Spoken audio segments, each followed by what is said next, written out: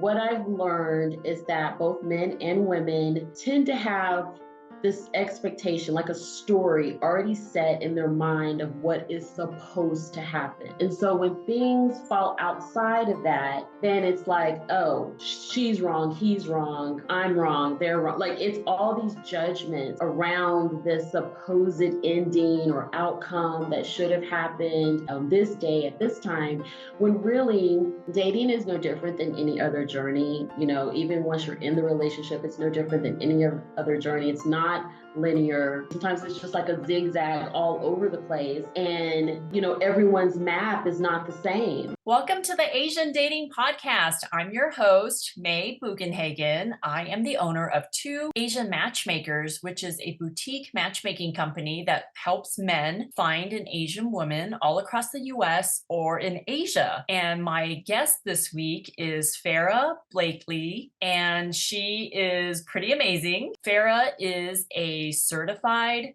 relationship coach, life coach, and mindfulness practitioner. Welcome to the show. How are you doing, Farrah?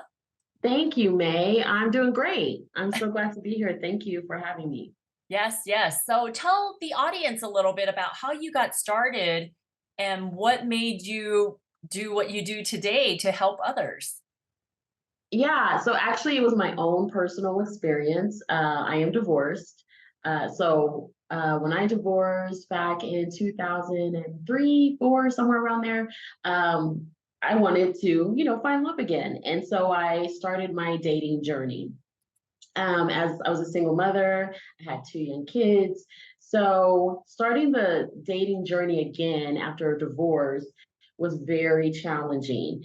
And it was so hard and so uncomfortable. I thought to myself, there has to be a better way to do this. Like all the things that people tell you to do and, make your list and check for this and ask this and all those things, it just doesn't pan out the way you think it should. And so I was like, there has to be a better way. So I was like, I'm going to find a better way. Like, I'm going to go on this journey anyway. I might as well find a better way. And I started thinking, what would be the easiest way to attract my ideal person for me? And I just focused on myself, basically. Like that's what it boiled down to. It's like in order for me to attract that ideal person for me, I have to really know myself, understand it, accept myself, have like my self-care, self-love, all of that has to be top priority. So that's what I focused on. And that's what I mean by inner energy, is that alignment within yourself and loving it and accepting it. And just from that, you will authentically attract the ideal person for you.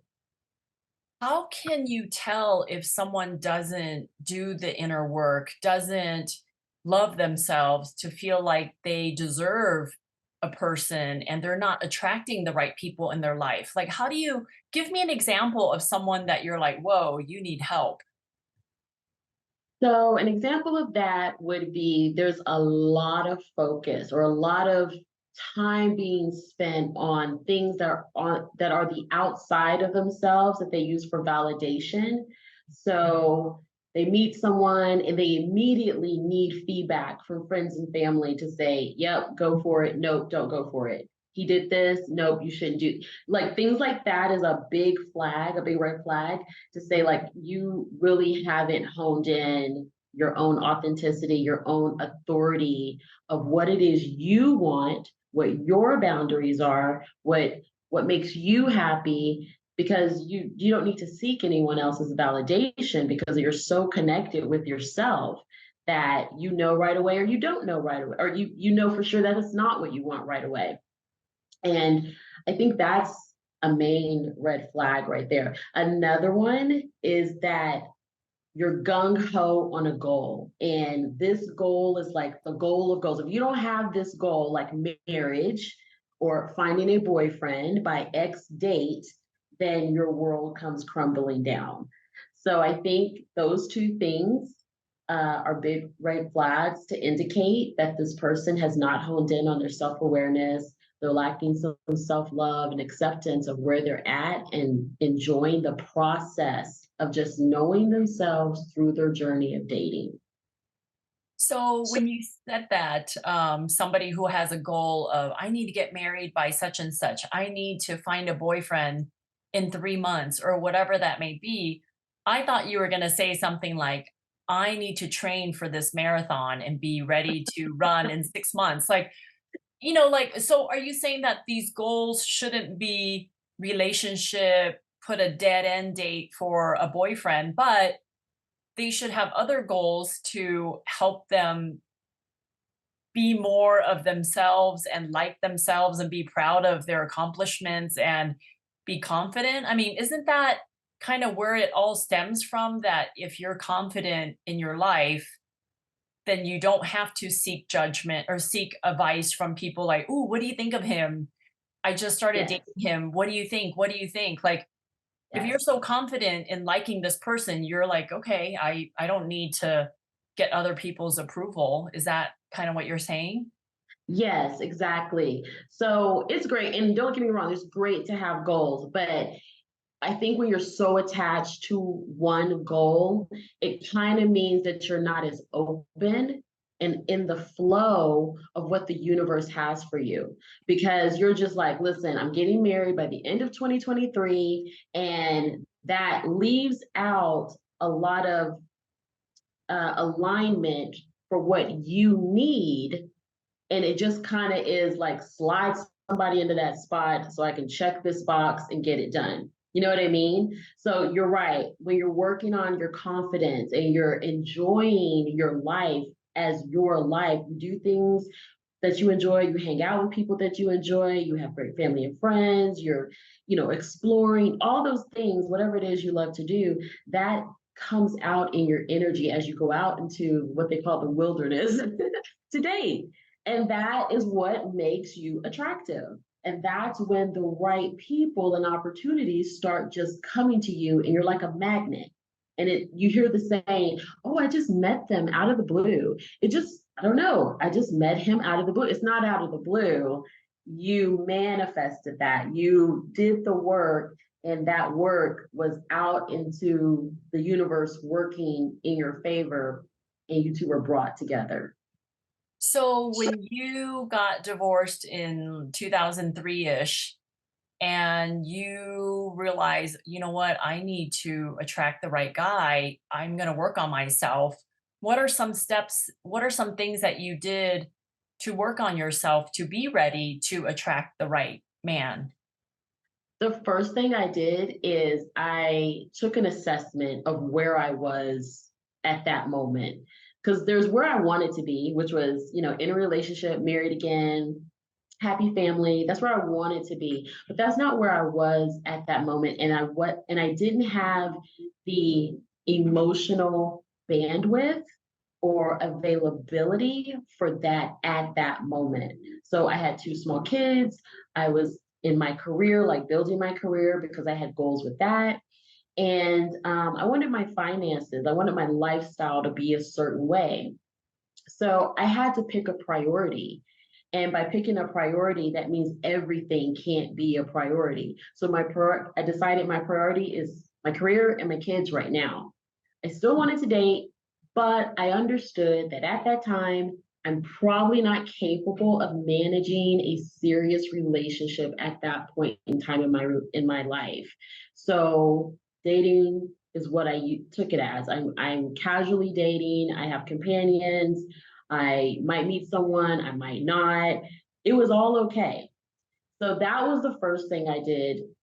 As time went on, that changed. I didn't stay in that place, but I did this assessment of myself where I was honest about where I currently am and what I have the emotional bandwidth to take on so that I'm not wasting time or I'm not wasting anyone else's time. So when you do this assessment, is it something that, like a quiz? Was it something that you had a checklist that you just went over? Was it something, a book that you read? Like, how did you know that you needed to sit down and take inventory of your life and your schedule? I think it's just my nature. I'm a to-do list person and I'm very analytical. So I have crafted like kind of this not really a quiz, but kind of like this checklist that I do with my clients just to see where they are at currently. Like if you are heavy into your career and you love it, you love your work, and maybe you don't love it, but you're heavy into your career and that's just where you're needed right now. And you're not at a place where you can, take time off or work less because you're scared you might lose your job. Whatever your reality is, it's assessing that and being honest about it and knowing that, okay, I work 60 hours a week. I'm not about to change that because I don't want to. So probably a serious relationship really difficult for me. And instead of, fighting that conflict constantly by going on dates and realizing that this isn't working out, I can accept that I'm in my career right now. That's who I'm married to, or that's who my relationship is with. But I am open to date more casually just to meet people and socialize. So I have turned it into, I guess, a checklist for my clients. But initially, it was just me being my over analytical self and just like writing out and journaling and coming up with like these to dos, I guess you want to call it. I think anyone or everyone should take a moment just to sit down, especially after a huge breakup or a divorce, and be like, okay, what do I want to focus on right now in the next 3 to 6 months, and try to get my life, have some kind of plan, not a deadline or anything like that, but just Yeah. have an overview of what's going on. I think talking about it helps. I think writing it down helps. And for you to be like, okay, this is what I need to do. So once you did all that, then, I mean, how do you energetically attract the right person for you at that time? Like, what else did you do? I had to believe what I wanted, whatever that was. Like, even if it sounds silly, even if it's like, oh, well, I've never had that before, I really had to believe from my inner depths of my soul that this was possible. Right. I may not have known what it looked like. I may not have known when and where and the how, and that's okay. But I believed it was possible. And sometimes it got hard, and sometimes I didn't always believe it was possible, but I always had like this, like a saying or like a picture or something I would always go back to, kind of like an anchor for myself that I would always go back to just to remind me, like, okay, this is possible. This is a totally possible. I can do this. Just trust the process. So I would recommend when you're doing, as you suggested, like writing it out or thinking it out after a big breakup or divorce, to find a picture, like out of a magazine of a couple that kind of speaks to you, like, I would want that, or a song, or a saying, a quote, whatever speaks to you, and put that somewhere where you can always go back to it. And it's just a reminder for you to believe that it is possible. And I think that's the biggest part of drawing it into you. Yeah. So, how does one get over a bad breakup or an ex-husband, ex-boyfriend? And if you want to move on, but you just can't, like you're stuck, like what are some Yeah. things that you can help the audience with who are listening, how to get over that bad breakup? Oh, I have a few techniques that I use with clients. And one of them, I call it thank you next. So it's a letter that you are writing to this person and you are thanking them for whatever, even the bad things. You're going to write out, thank you for leaving me. It's made me realize that I'm stronger than what I thought I was. Thank you for, telling me that I wasn't the one, because now I have made space for the one that is for me. It's a process of acknowledging what happened in that relationship, the good and the bad, getting gratitude for it, and then saying like what's going to replace that.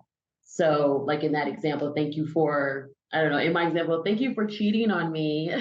It made me realize just how much more valuable I am when I'm with the right person.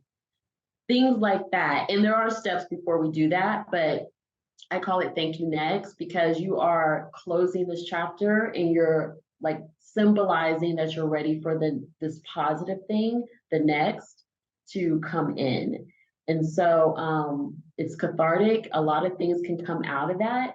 And some things that you might not even realize were going on in the relationship while you were in it until you start writing and you start like having a different perspective on it. And just reading it out loud can be very healing. Just when you said those things, I totally went to the space where I'm like, I could totally be sarcastic with those. Thank you. Thank you for cheating on me.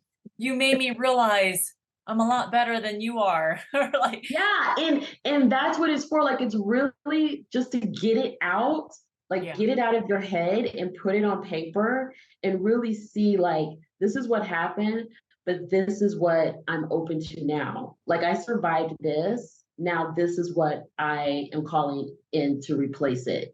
So it you can be sarcastic, you can like do all the you know, trash talking you want. You can say whatever you want to say.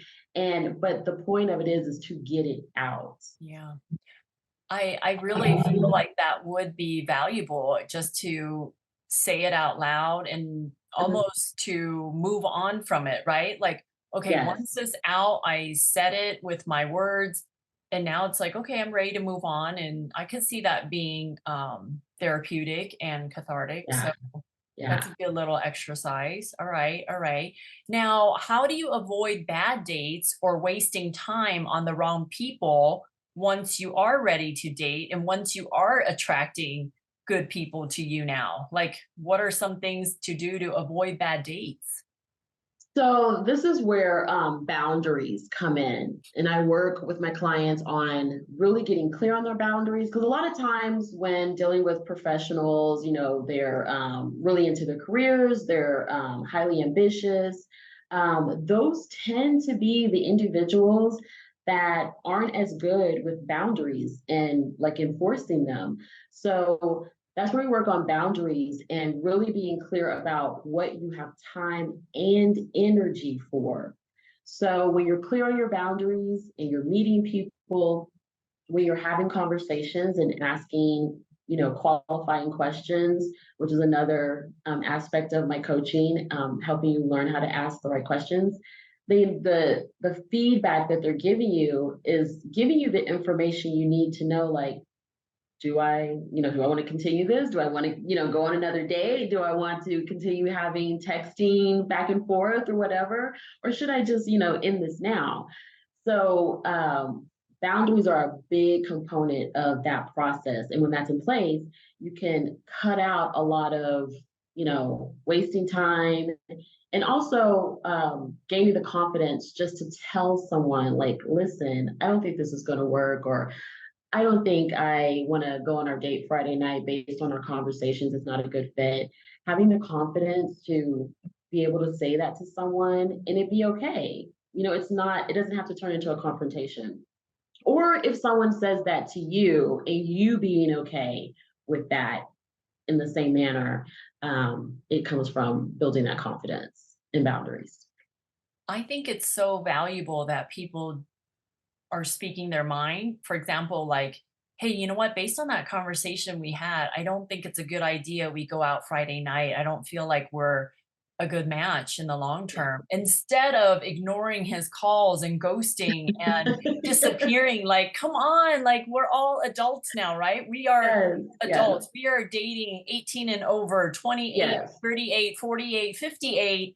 It's yes, just have the common courtesy to say, you know what? I don't get a good energy vibe from that conversation. I don't think we're a match, but I really yeah. appreciate getting to know you and, good luck with your search. Like, Yes, how easy is that? absolutely.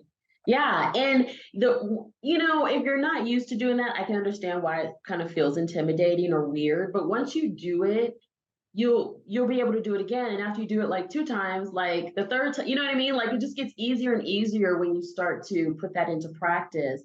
And I think just energetically, you do yourself a favor instead of carrying around like negative vibes about someone. And then now you've got this kind of doubt because you're scared to say something. And you're like, but what if it, it's just, it just removes all that muddiness. Yeah. I think one thing recently in my life is having the acknowledgement to just tell people no. If there's something that I don't want to do, I just say, you know what, Farah, I can't do that, or I don't do that. I don't want to do that. Sorry, I'm not going to do it. I don't want to go to so and so place because I don't want to go. I mean, Yeah. it's hard because we are innately people pleasers, and especially women, right? We always like to please. Mm, We always, yeah. and men are, they have it easier. They say what they mean and mean what they say, but women are like, "Well, I don't wanna hurt your feelings, so I'll say yes now and then I'll cancel later," but realistically, it's best just to say, "You know what? I just don't have time for that right now. Thank you for the invite." Yes. Yes, Yeah. absolutely. I 100% agree. And I think that if you are a woman and you're dealing with a man, men's feelings aren't hurt as easily as we might think. I've heard that before that, oh, I didn't want to, I took his phone number even though I really didn't want to talk to him. So I just ignored his call when he called me. If you would just tell them, like, you know what, I'm not really interested at this time, but thank you, they tend to get over it much easier than if you like take their phone number, they call, you're ghosting them or not answering the phone call, and they're like, well, she said she wanted my number. What's up? I know. I wish everybody can listen to this podcast, and next time they want to string a guy along and not reply to his text message, it's like, just do the right thing, the courteous thing by saying, you know what? I don't think we're a good match. Good luck in your search. And you seem like Yeah. a great guy. I just don't think you're the great guy for me. Whatever it is. I mean, it's still Yeah. better than ignoring his phone calls and not texting back, especially if he just treated you to dinner last Yeah. week or something, right? Like now he feels Yes. used. So, Yes, yes, yes, yes. And just like women, men can, have resentment towards things like that. And they start to use that as their metric for when they're out meeting new women or trying to date or whatever, because they've been burned like that or ghosted in the process. So it goes both ways. 100% agree with you. so why are dating and relationships so hard in your opinion, if it is hard? Um, it can be very challenging, but in my opinion, what I've learned is that both men and women tend to have this expectation, like a story already set in their mind of what is supposed to happen. And so when things fall outside of that, then it's like, oh, she's wrong, he's wrong, I'm wrong, they're wrong. Like it's all these judgments around this supposed ending or outcome that should have happened on this day at this time, when really dating is no different than any other journey. Even once you're in the relationship, it's no different than any other journey. It's not linear. It's not from point A to B to C. Sometimes it's just like a zigzag all over the place. And everyone's math is not the same. Just because there was a great connection when you first met, maybe 6 weeks in, that connection has diminished based on the reality of dealing with each other through this process. And that's totally okay. Like that's the process of life for all of us. So I think that creates the internal feeling of like dread and like, oh God, I got to date. And, it's the difficulty is where I think that comes from. I hear what you're saying. I mean, yeah. It's so interesting that your mindset is really what you make of your experience in life. I feel like if you have a negative attitude, then you're going to attract negative dates, right? If you have a positive attitude and always look on the bright side of things, it makes it a little bit easier. Yeah, In order for dating and relationships to not be so hard, I just feel like communication just needs to be there. For example, what we were talking about, 100%. like telling somebody you're not a match and then you move on. So, like, you get to the next person quicker instead of leading him on. And communication can solve 95% of problems out there. I really think so. Absolutely. Absolutely. Yeah. Communication Communication and I think willingness. I think people underestimate the virtue of willingness, like having that openness to be willing to, fix something, or willing to be truthful, and willing to be, try again. That tends to get diminished by the stories that go on replay in our mind. And we think we should just give up. It isn't worth it, whatever. But when you have that open communication to just, find something out, or ask the question, or say what you need to say because something bothered you, whatever it is, just having that open line of communication, I think, is imperative. And also on the lines of communication, it's also be more forgiving. I feel like people just find reasons to not go on a second date sometimes. Like, well, Yeah. he was 10 minutes late for the date, or she was 12 minutes late for the date. It's like, okay, first date, I get it. Hopefully she Yeah. or he doesn't make a habit of being late all the Yeah. time. But if they apologized profusely and you have a great date anyway, like, be a little bit more forgiving. And sometimes it's like women judging the men because he didn't dress right the way she wanted him to. It's like, okay, then once you're boyfriend, girlfriend, you can make suggestions and he can go to an image consultant and fix Yeah. that. You can help him dress better and Yeah. give your input. He just didn't know better. So just Yes. little things like that. I feel like people just need to be a little bit more forgiving with the daily stuff. And yeah, dating would Yeah. be a lot easier if we just don't have all these expectations going in, right? Like, you're not wearing your Yes. wedding dress to the first date, tuxedo, like, you're not getting married right there, so, yeah. Yes. Farrah, what are some dating tips, 1 or 2 dating tips, before I let you go, that you can, give the audience based on what you've learned all these Mhm. years with you dating and you being in this business? What are some practical things that singles can do to find themselves in a better position to be in a relationship or to date better? Um, so first, I think doing that little self-assessment I talked about earlier, and just understanding and being honest about where you're at. What you want is not necessarily where you're at. Those are two different things. So being honest about that with yourself. And then once you've identified that where you're at, um, taking the time to just, like, because a lot of people, what they do is like, okay, I'm dating now, so they only do activities that they think will lead to them finding a date. And that puts a lot of pressure on this, on you and the situation. And really, if you just look at it like, you know what, I'm just going to enjoy my life, I'm going to start doing things that I really want to try, or restaurants I really been wanting to eat at that I just haven't. I'm going to call up, my friends that I haven't talked to in a while. I'm going to join this professional networking organization, whatever it is that piques your interest. That's what you should focus on. That's when you'll meet the person or persons that could be a great connection for you. It's not going to be when you like, oh, we have to go to this place because they have, date night on Friday night or whatever it is. That's usually when you don't meet the person. And also, just simple activities too, being open when you're doing simple activities like going to the grocery store, walking your dog, picking up kids from daycare, whatever. You meet people all the time and you engage with people all the time in these like simple daily activities that everybody has to do, but we don't consider those opportunities to meet and mingle.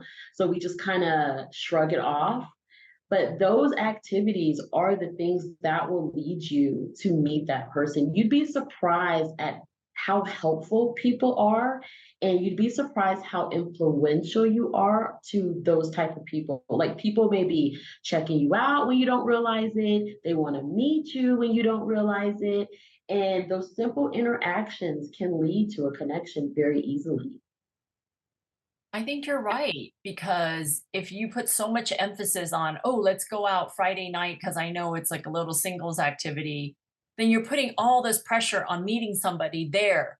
But Yeah. what you're saying is actually you can meet somebody anywhere, just being yourself, being nice, being kind, running your errands, know how to pick out a Yes, watermelon. Like somebody is going to be checking you out always, wherever you yes, are, right? So, yes, um, yes. I think on top of that is we just need to put away our cell phones. I mean, Ah, yes. I see so many people around town waiting at Costco to check out, and they're on their phones instead of looking around, making eye contact, smiling at people, asking them about what's in their baskets, start Yes, conversations that way. Like people yes. are on their phones everywhere. I think that's the problem. Like if you just commit to leaving your phone in your car when you go shopping or when you go run an errand, I bet you will meet somebody. Yeah, I would bet that too. Totally.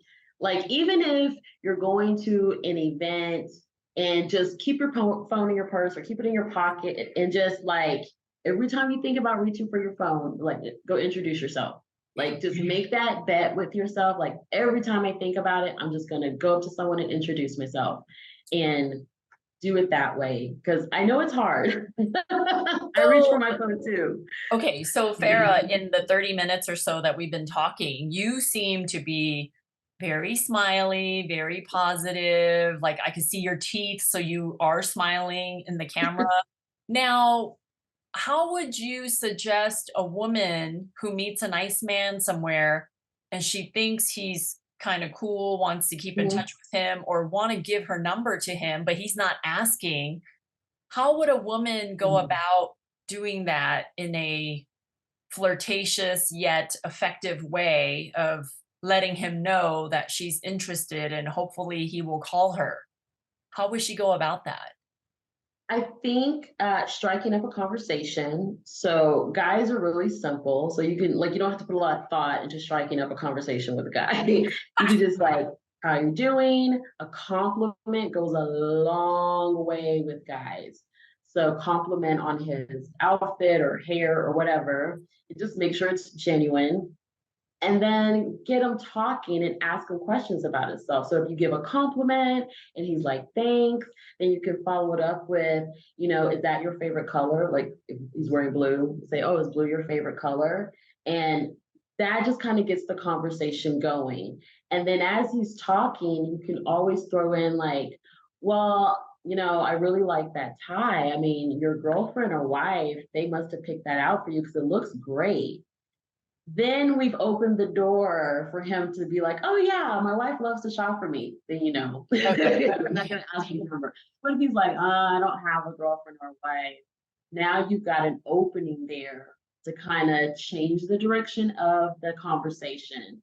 And you know, kind of I wouldn't go directly into asking for his number after that, but just to keep the conversation going and do a little flirting, maybe an arm tap, with your hand, smiling, making eye contact, and hopefully he picks up the signals. Because I do prefer that the guy asks the woman for the phone number. In most cases, it makes a better dynamic, not in all, but in most, in my opinion. But if he hasn't, you can go in for it and see what happens. I think when you do it that way, then in most cases the guy picks up the hint. But if he doesn't, it's totally okay to go in and ask, hey, I would like to continue this conversation. Can I get your number or can we swap numbers and maybe connect over text or something? So Okay. I like that. I like that. If I was single right now, I'm not. I've been married for, I don't know, 5, 6 years now. But if I was single, I would probably make up little cards with my name, first name maybe, and my phone number or my Google text number or Google voice number, and maybe just be like, wow, this was a really good conversation, but I gotta run. Here's my info. Hopefully, give me a call if you want to do something. And then I just like that idea. kind of like dine and dash, like just to give them my number and take off. But I I really like that feel idea. like women should have, even business cards that you give out, right? Like if you're not afraid That's to great. tell Yes, someone where you live or what your last name yes, is or where you work, but yes. just make little cards, like calling cards to be like, oh gosh, Farrah, you're so great. Would love to keep in touch with you. Even if you're a woman and I want to be friends with you, like that's a good way for It us to is. stay in touch. So, but yeah. Yeah, I like that idea. Okay, so before I let you go, can you tell Mhm. the audience how they can contact you if they want to work with you and what your ideal client is for you to work with? Absolutely. So you can reach me on my website, farrahblakely.com. And on there, I do have a section where if you have questions or you just want to get in contact with me, you can shoot me an email. My email is farrah@farrahblakely.com. And my ideal client is going to be men and women that are at a point where they're really serious about wanting to find someone. And they've been doing it on their own. They're not sure what they're doing wrong. They're not sure of their blind spots, but they do know that they're ready to move into a relationship and they need the help to get there. So I usually work with business professionals, single mothers, and single fathers. But yeah, you're just ready for a relationship and you feel like you've done all the things and you're at the end of your rope, then I'm here to help you. What age range do you specialize in, if any? 35 to 55. Okay, so that's your Yeah. sweet spot, 35 to Yeah. 55. Yeah. Men and women who need help or want a little bit more guidance, not that you're doing anything wrong, but that just want someone else to give you some tips and something to Yeah. look at and assess your life. That's great. I love it. I Yeah. love it. Well, Yeah. Sarah, any last parting comments, dating tips, whatever, before I let you go? I will say this, if your energy, your inner energy isn't into it, like you're just kind of doing things because you know, like, oh, this is what you're supposed to do to date and meet someone, then it will be very difficult for you. So always check in with yourself about how you really feel about it. If you're just like at a space where you're like, you know what, I just really don't want to do this, don't force it. Just take a break from dating. Don't force it because then you'll attract negative people or people with toxic traits that can come in and negatively influence your life. I'm always an advocate for making sure you feel good so you can attract good. Yeah, I love Yeah. that. Feel good to attract good. So, Yeah.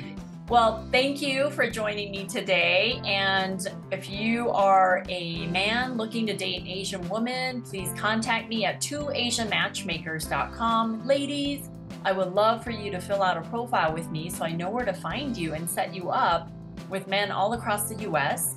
And thank you so much, Farrah, for joining me. And everybody else, please subscribe or like my video. I appreciate any comments or questions you have. I am an open book. Thank you very much. I will see you guys later. Bye, Farrah. Bye.